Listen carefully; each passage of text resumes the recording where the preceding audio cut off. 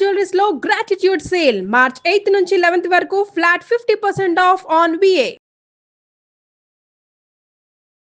నమస్తే రమగారు. నమస్తే జయ. రమగారు, మనకి రైటరు అడపా చిరంజీవి గారిది వజ్రాల దీవి నుంచి మంచి మంచి స్టోరీస్ చెప్తా ఉన్నారు. ఇంకోటి ఏదైనా ఉందండి? వజ్రాల దీవిలోనే ఒక కథ ఉంది, మాట్లాడే కోతి మాయ తివాసి. కోతి మాట్లాడుతుంది, తివాసి మాయ తివాసి. బాగుంటుంది కథ. మీరు వజ్రాల దీవి పుస్తకం కనుక సంపాదిస్తే అందులోనే నేను చెప్పే కథ ఉంది. బ్రీఫ్గానే కథ చెప్తాం మనం. తప్పకుండా. ఈ పుస్తకాలని, చిరంజీవి గారి పుస్తకాలని క్లాసిక్ బుక్స్ వాళ్ళు ప్రింట్ చేశారు. వాళ్ళకి ఫోన్ చేసినా, మనం మెసేజ్ చేసినా ఆన్లైన్ వాళ్ళ నెంబర్ దొరికేస్తుంది. చక్కగా పుస్తకాలు తెప్పించుకోవచ్చు, హ్యాపీగా చదువుకోవచ్చు. చక్కటి భాష, సింపుల్గా కథలు చక్కగా ప్రజెంట్ చేసేస్తారు. అందులో నుంచి ఈ కథ చెప్పుకుందాం. పూర్వమట విచిత్రపురంలో ఒక భార్యాభర్త ఉండేవారు. వీళ్ళకి జయసింహుడు అని ఒక కుమారుడు ఉన్నాడు. ఆ కాలంలో ఏంటంటే ఆయన కొంచెం జమీందారీ అది ఉండేది. ఈయన కొంచెం దానాలు ధర్మాలు అలాంటివి ఎక్కువ. ఏవో వ్యాపారాల్లో పెట్టుబడులు పెట్టి అట్లా పోయి క్రమంగా కుమారుడు పెద్ద అయ్యేసరికి ఆస్తిపాస్తులన్నీ పోగొట్టుకున్నారు వాళ్ళు. తండ్రి కూడా ధర్మభూపతి లాంటి పేరు, ఈశ్వరమ్మ గారు భార్య పేరు. వాళ్ళకి ఆయన ఆరోగ్యం పెద్దగా ఉండేది కాదు.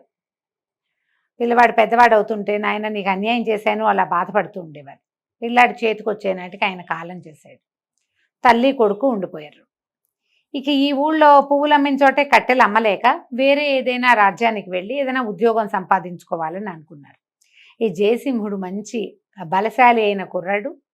సో యుద్ధ విద్యలు అవి కొంత తెలిసినవాడు, నేర్చుకున్నాడు. మరి ఎవరి దగ్గర ఒక వ్యాపారస్తుడి దగ్గర చేరి పనిలో చేరాడు. కానీ ఇంక ఈ ఊళ్ళో ఉండబుద్ధి తండ్రి కాలం చేశాక ఎప్పటిదో తన చిన్నప్పటిది ఒక బంగారు వస్తువు ఒకటి ఉంటే దాన్ని ఒక వ్యాపారస్తుడి దగ్గర అమ్మి కొంత డబ్బు చేసి అది తల్లి చేతిలో పెట్టి, అమ్మ ఓ 2-3 నెలలు 6 నెలల సమయం తీసుకుని ఉద్యోగం ఏదైనా సంపాదించుకుని వస్తాను, ఈ రాజ్యంలో మనకి పనులు పుట్టవు, ఇంకో రాజ్యం ఏదైనా చూసుకుని వస్తానని తల్లిని ఈ డబ్బుతోటి నువ్వు ఇల్లు గడుపుకో, నేను రాకపోతే నువ్వు కూడా ఏ దాసీత్వమో చేపట్టాల్సి వస్తుంది, నన్ను క్షమించమని తల్లికి చెప్పుకున్నాడు.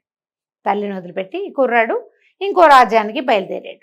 తల్లి ఏదో కొంత ఆహారం ఇచ్చింది, ఉన్న ఆహారం 2-3 రోజులు తిన్నాడు. తర్వాత ఇంకా అడవులు, పైగా ఆ కాలంలో ఏంటంటే ఊళ్ళ మధ్య అడవులు, రాజ్యాల మధ్య అంతా అడవులే. ఇంకో రాజ్యాన్ని చేరాలంటే వెళ్ళాలిగా. ఈ ప్రయాణంలో ఇతను అడవిలో 1-2 రోజులు నిద్ర చేశాడు. 3వ రోజు 4వ రోజు అయ్యేసరికల్లా ఆహారం చాలకుండా ఏదో కాయా కసురు దొరికింది తినాలి, ఓపిక లేనితనంగా కూడా అయిపోయింది. సరే ఏదో ఆహారం కోసం వెతుకుతూ ఒక చీమల పుట్ట లాంటిది ఏదో ఒకటి కనపడితే ఏదో చెట్టు కొమ్మ అందుకోబోయి ఆ పక్కనున్న ఒక చీమల పుట్ట మీద పడ్డాడు. పడేసరికల్లా నిజానికి అది చీమల పుట్ట కాదు, అక్కడ ఒక మునీశ్వరుడు ఎంతకాలం నుంచో తపస్సు చేసుకున్నాడు, ఆయన చుట్టూతా ఏర్పడింది పుట్ట. ఇతను పోయి ఆయన మీద పడ్డాడు. ఈ జయసింహుడు పడేసరికల్లా మెలకు వచ్చేసింది. ధ్యానంలో ఉన్న ఆయన వెంటనే కళ్ళు తెరిచి, ఎవడెవరా నీవు, నా తపస్సు భగ్నం చేసావు, వానరుడుగా మారిపోవు, పగలు నరుడుగా సాయంత్రం వానరుడుగా ఈ అడవుల్లో తిరుగుతూ ఉండు,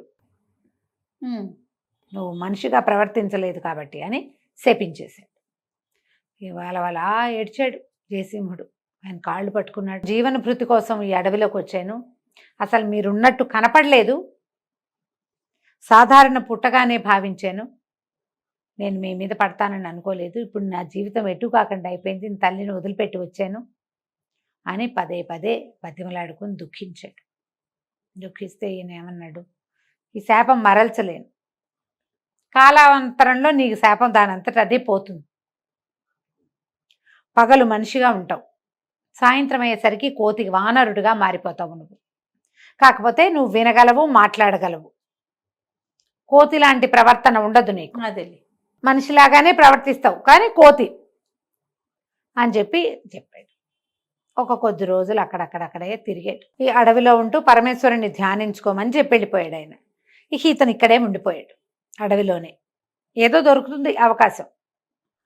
ఇలా ఉండగా ఏమైంది, ఈ అడవిలో ధ్యానం చేసుకుంటూ ఉండగా ఒక స్వామీజీ కనపడ్డారు. ఈ స్వామీజీ ఎవరైనా, ఈయన ముకుంద స్వామి అని ఒక యోగి. ఆయన ఎంతకాలమో తపస్సు చేసుకుని ఆయనకి తీర్థయాత్రలు చేయాలని సంకల్పం కలిగి తన తపశ్శక్తితోటి ఒక మాయ తివాసిని చేసుకున్నారు. భగవంతుడి ప్రసాదంగా ఆయనకి లభించింది. ఆ తివాసి మీద ఎక్కి ఆయన మొత్తం అన్ని క్షేత్రాలు తిరిగారు. తిరిగి ఇటువైపు వస్తుంటే ఆ అడవిలో పైనుంచి ఆయనకి ఏం కనపడింది? ఆకాశ మార్గాన ప్రయాణిస్తుంది ఆ తివాసి. ధ్యానం చేస్తున్న కోతి కనపడింది. ఆయన ఆశ్చర్యపోయి కిందకొచ్చి ఇతన్ని పలకరించాడు. ఎవరు నాయన నువ్వు? కోతి ఈ రూపంలో ఉన్నావు అని అడిగేసరికల్లా అప్పుడు ఈ జయసింహుడు తన కథ అంతా చెప్పాడు. నేను ఇట్లా పగలు మనిషిగా ఉంటాను, సాయంకాలం కోతిగా మారుతున్నాను. కాలాంతరంలో ఎప్పుడూ నాకు ఇది పోతుంది. అప్పటిదాకా పరమేశ్వరుడి ధ్యానం చేయమన్నారంటే, పరమేశ్వరుడే నన్ను ఇక్కడికి రప్పించాడు నాయన, ఈ తివాసి తీసుకో, నువ్వు దీన్ని వాడుకో, నీ దగ్గర ఉంచు అని చెప్పి ఆయన ఆ తివాసిని ఈ కోతి స్వరూపంలో ఉన్న అబ్బాయికి ఇచ్చాడు. పగలల్లా ఇతను ఆ తివాసి మీద ఎటైనా తిరగచ్చు మనిషి రూపంలో. కోతిగా మారినప్పుడు దాన్ని దాచిపెట్టుకోవచ్చు. అతని మాట వింటుంది. ఈ తివాసి వేరే వాళ్ళు ఎవరు ఎక్కలేరు, దొంగిలించలేరు. ఎందుకంటే ఈయన తివాసిని మన చెట్టుకొమ్మల్లోనూ అక్కడ పెట్టి ఎక్కడికైనా వెళ్తే ఆ తివాసి బ్రహ్మరాక్షసిగా మారి వాళ్ళని భయపెడుతుంది, జనాలు ఎవరన్నా దాన్ని ముట్టుకుంటే.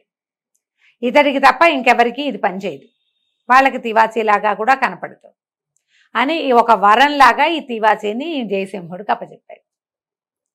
ఇతను అడవిలో తిరుగుతూ ఉండగా ఒక అమ్మాయిని కొంతమంది దుండగులు పట్టుకున్నది కనపడింది. వీళ్ళేమిటి బందిపోటు దొంగలు, ఒక పాప ఒక అమ్మాయిని పట్టుకున్నారు, రాజకుమార్తెని. అమ్మాయికి ఏంటంటే వివాహం సమయంలో ఎత్తుకొచ్చేసారు. పెళ్లికూతురు, ఆ పెళ్లికూతురు గుంపు వెళ్తూ ఉంటే వీళ్ళు పట్టుకున్నారు దొంగలు. ఇప్పుడు ముందంతా నగలు గీగలు తీసేసుకుని తర్వాత అమ్మాయి బాగుంది కదా, మాలో ఎవరో ఒకరిని పెళ్లి చేసుకోమని ఆ పిల్లని బలవంత పెడుతున్న సమయానికి ఇతను అక్కడికి వెళ్ళాడు. తివాసిని చెట్టు మీద పెట్టి అతను పిలిస్తే వస్తుంది. వెళ్ళి నేను మీకు ఇది చెప్తాను, న్యాయం చెప్తాను, నలుగురు ఉన్నారు కదా, ఎవరో ఒకళ్ళు పెళ్లి చేసుకోవాలి ఈ అమ్మాయిని, ఇప్పుడు నేను ఇక్కడే నుంచుంటా, మీరు ఆ చెట్టు మీద ఉన్న ఆ పువ్వు ఎవరు ముందు కోసుకొస్తే వాళ్ళు ఈ పిల్లని పెళ్లి చేసుకుందరు. కానీ వాళ్ళ మధ్యలో జడ్జి పోస్టు వహించి తను నిలబడి వాళ్ళు నలుగురిని పరిగెత్తనిచ్చి తివాసిని పిలిచి ఈ అమ్మాయిని తివాసి మీద ఎక్కించి తీసుకెళ్ళి తండ్రికి అప్పచెప్పాడు. కొంచెం ఆ అమ్మాయిని వివాహం చేసుకోమన్న హింట్ వాళ్ళు ఇచ్చారు. కానీ ఇతను వేరే వాళ్ళకి పెళ్లికి కుదిర్చిన పిల్లని నేను ఎట్లా చేసుకుంటాను, నేను ఎట్లా పెళ్లి చేసుకుని, ఆయన మా అమ్మాయిని ఎవరు తీసుకొస్తారో వాళ్ళకి 1,00,000 వరహాలు ఇస్తానన్నాను, 1,00,000 వరహాలైనా తీసుకెళ్ళిన ఆయన అని ధనపు రాసులు మూట కట్టి చేతులు పెట్టాడు. ధనం తీసుకున్నాడు. మరి డబ్బు వచ్చింది, ఇప్పుడు తల్లిని తీసుకెళ్ళచ్చు. అక్కడి నుంచి ఏం చేశాడు, తివాసీతో సహా తన ఊరు వెళ్ళిపోయి ధనాన్ని ఓ పక్కన దాచిపెట్టి తల్లికి అది కనపడకుండా ఓ బండెక్కి ఊళ్ళోకి వెళ్ళినట్టు వెళ్ళి తల్లిని వెంబడి పెట్టుకుని తీసుకొచ్చి ఈ ఊరు తీసుకొచ్చుకున్నాడు. వేరే ఊరికి మారిపోయారనమాట, ఆ ఊళ్ళో ఉండకండి. వీళ్ళు వెళ్ళిన నగరం మహేంద్ర నగరం. దానికి రుద్రసేనుడు అని ఒక రాజు ఉన్నాడు. ఆయన కొంచెం అంత మంచి రాజుగా పేరున్నవాడు కాదు. వీళ్ళు వెళ్ళిపోయి, ఇది చాలా సంపద ఉంది కదా, ఓ చక్కటి మేడ ఒకటి కొనుక్కున్నాడు. తల్లి తను ఈశ్వరదేవి, ఇతను ఉండి చుట్టుపక్కలందరికీ కాస్త దానం ధర్మం చేస్తూ మంచివాడిగా పేరు తెచ్చుకున్నాడు. అయితే ఈ రుద్రసేనుడి మీద ఎప్పుడైతే జనాలకి ఇలాంటి అభిప్రాయం ఉందో, రాజు సరైన వాడు కాదు, కొంచెం పల్లెటూళ్ళల్లో అందరి దగ్గర నుంచి డబ్బులు బాగా పన్నులు వసూలు చేసేస్తాడు, వీళ్ళకి గ్రామాలకి కావలసిన ఏ వసతులు చేయించడు, కొన్ని చోట్ల కాటకంతో క్షామాలతోటి అల్లాడిపోతున్నారు పంటలు పండక, దానికి బాధగా ఉంటుంది. వీళ్ళకి సహాయం చేయాలి అని చెప్పి ఇతను ఏం చేస్తాడు, గజ దొంగ అవతారం ఎత్తుతాడు. ఊళ్ళో ఎవరో గజ దొంగ ఏర్పడ్డాడు. రాజుగారి ఖజానా నుంచి డబ్బు వచ్చేస్తుంది బయటికి. ఎప్పుడు వస్తున్నాడో, ఎలా వస్తున్నాడో, ఎంత కాపలాన్ని కట్టుదిట్టం చేసినా సరే వాళ్ళు అతన్ని పట్టుకోలేకపోతున్నారు. గజ దొంగ అక్కడి నుంచి గజ దొంగ సొమ్ములు దొంగలిచ్చేసి ఈ ఊరికి, సిటీకి దూరంగా ఉన్న పల్లెల్లో పంచిపెట్టబడుతోంది డబ్బు. ఆ పంచిపెట్టేది ఒక కోతి. అది ఎలా వస్తుందో ఏం చేస్తుందో ఆంజనేయుడు అవతారంగా భావిస్తారు పల్లెటూళ్ళల్లో జనం. ఇక్కడున్న ఈ జయసింహుడు తన ఇంటి చుట్టుపక్కల కూడా కాస్తా కుస్తా దానం ధర్మం చేసేవాడు. క్రమంగా రాజుగారికి అర్థమైంది, ఎవడో ఒక దొంగ ఎట్లా వస్తున్నాడో తెలియటం లేదని కాపలాలు కట్టుదిట్టం చేశారు. వీళ్ళకి మెల్లిగా తెలిసింది, ఒక కోతి స్వరూపంలో ఉన్నది ఏదో ఒకటి తిరుగుతోంది, అది మాట్లాడుతుంది. ఎంత కట్టుదిట్టం చేశారో కాపలా. అక్కడి నుంచి ఏం చేశారు, వీళ్ళు ఒకరోజు ఇతను తిరిగి వస్తుండగా ఈ దానాన్ని దానం చేసి తిరిగి వస్తుంటే ఎవరో కుర్రాన్ని ఎలుగుబంట్లు వేటాడుతున్నట్టుగా, ఎలుగుబంట్లు చుట్టుకుంటూ ఉన్నట్టు కనపడింది. ఇతని తివాసితో సహా కిందకెళ్ళిపోయి ఆ కుర్రాన్ని తన తివాసి మీద ఎక్కించుకుని రక్షిస్తాడు. పింగళుడు ఆ కుర్రాడి పేరు. ఆ పింగళుడు కూడా ఇతనితో ఉండబట్టడం మొదలు పెడతాడు. కొంతకాలానికి అతనికి కూడా రహస్యం తెలుస్తుంది. కానీ జయసింహుడు వాళ్ళ అమ్మకి ఈ రహస్యం చెప్పడు. తను రాత్రిపూట కోతిగా మారుతున్న సంగతికి తెలియనివ్వడు. తివాసి ఉన్నది తెలుసు, అమ్మ ఇది దాచిపెట్టాలని చెప్పాడు. తివాసి మీదే కదా ఆవిడ కూడా వచ్చింది. కానీ ఈవిడ చెప్తుంటుంది, నాన్న ఎవరో మాట్లాడే కోతి తిరుగుతోందిట ఊళ్ళో. అంటే అలా ఎలా ఉంటాయమ్మా అంటాడు. తానే అని మాత్రం చెప్పడు. గదిలో ఉంటాడు. రాత్రిపూట ఏదైనా శబ్దం వస్తే ఇది ఏమిటి, నువ్వు రాత్రిపూట ఎందుకు లోపల ఉంటున్నావు అని తల్లి అడిగితే ఒక యక్షుడి శాపం ఉందని, యక్షుడు లోపలే ఉంటాడని, ఆ సమయంలో తను ఎవరికి కనపడకూడదని అట్లా తల్లికి కొంచెం అబద్ధం చెప్పి గదిలో ఉన్నట్టే ఉంటాడు. తలుపులు వేసేసుకుంటాడు చీకటి పడేసరికి. ఆవిడ ఇంకా పిలవదు. తెల్లవారి లోపల ఇతను చుట్టుపెట్టాల్సినవన్నీ చుట్టబెట్టి చక్కబెట్టాల్సిన వ్యవహారం చక్కబెట్టుకుని వచ్చేసేవాడు. క్రమంగా ఈ తివాసి ఉన్న ఇతనే ఈ మాట్లాడే కోతిగా ఉన్నాడని పింగళుడికి కూడా తెలుస్తుంది. కానీ ఇక వాళ్ళిద్దరూ కలిసే చేస్తారు ఈ పనులు. రాజుగారి సేవలో తిరిగేటువంటి ఒక అమ్మాయి, ఓ వాసంతి, ఇతనితో స్నేహం కలుస్తుంది. ఆ అమ్మాయిని రక్షిస్తారు ఒకసారి వీళ్ళు. రక్షించేసరికల్లా ఆ పిల్ల ఈ పింగళుడితో స్నేహం చేసి రాజుగారి కోటలో చిన్న పొన్న రహస్యాలుంటే చెప్పేస్తారు ఆడపిల్ల. ఈ పింగళుడికి ఏం చెప్తుందంటే, ఆ రాజుగారు తన ఖజానాన్ని వేరే చోటకు మార్చేస్తున్నారు కొండకొమ్మ మీదకి, మా నాన్న చాలా హడావిడిగా ఉన్నాడని చెప్తుంది.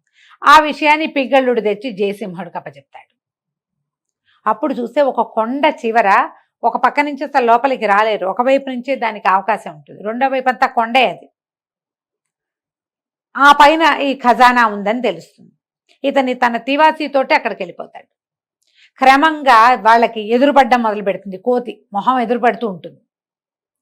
సైనికులు భయపడతారు. ఇంతెత్తున 6.5 అడుగులు శరీరం, ఇంతెత్తుగా ఉన్న మనిషి, అది కోతి, మాట్లాడుతుంది, దానికి కత్తి తిప్పడం వచ్చు, క్షణాల్లో మాయమవుతుంది. ఎట్టా వస్తుందో తెలియటం లేదు. కోతి రావాలంటే ఏదో పట్టుకుని వేళ్లాడుతూ చేయాలిగా, ఇది ఎట్టా వస్తుందో తెలియదు. తివాసి తను కనపడకుండా ఉంటుంది ఇతరులకి. అక్కడి నుంచి కూడా ధనాన్ని దొంగతనం చేస్తాడు. ఇప్పుడు ఈయనేమంటాడు, ఎవరెవరు ఊళ్ళో దానపరులుగా ఉన్నారో వాళ్ళందరినీ తీసుకొద్దాం, వాళ్ళలో ఎవడైనా దొంగ ఉన్నాడేమోనని డౌట్ వస్తుంది. చాలా మందిని పిలుస్తారు. ఇట్లా ధర్మవారులు ఉంటారు కదా దానాలు చేసే వాళ్ళలో, జయసింహుడిని కూడా పిలుస్తారు. ఈయన 1-2 సార్లు ఆ కోతిని చూస్తున్నాడు. ఒడ్డు పొడుగు తెలుసు రుద్రభూపతికి, రాజుగారికి తెలుసు రుద్రసేనుడికి. ఆయన ఏమంటాడు, నువ్వే ఎందుకు కాకూడదంటే, సరే నన్ను అరెస్ట్ చేయండి, నేను కాదని తెలుస్తుంది కదా మీకు అనేసరికి సరే అనుకుంటాడు. అరెస్ట్ చేసి లోపల పెడతారు. జైల్లో ఉంటే ఈ తివాసి ఇతను ఎక్కడి నుంచి ఉంటే అక్కడికి వచ్చేస్తుంది రాత్రిపూట. కోతిగా మారిపోతాడు, తివాసీతోటి బయటకు వెళ్తాడు, తెల్లవారేసరికి మళ్ళీ లోపలికి వచ్చేస్తాడు. ఎలా వెళ్ళాడో అలాగే తివాసీతో పాటు లోపలికి వచ్చేస్తాడు. కాబట్టి ఇతను కాదని వదిలేస్తారు. ఏం చెయ్యాలో తెలీదు. సరే, ఒకనాటికి మెల్లిగా కొద్ది రోజులకి ఇతన్ని ఆవేశంతో పట్టేసుకుంటారు. పట్టుకునేసరికల్లా ఇక ప్రజల్లో కూడా ఒక అలజడి వచ్చేస్తుంది.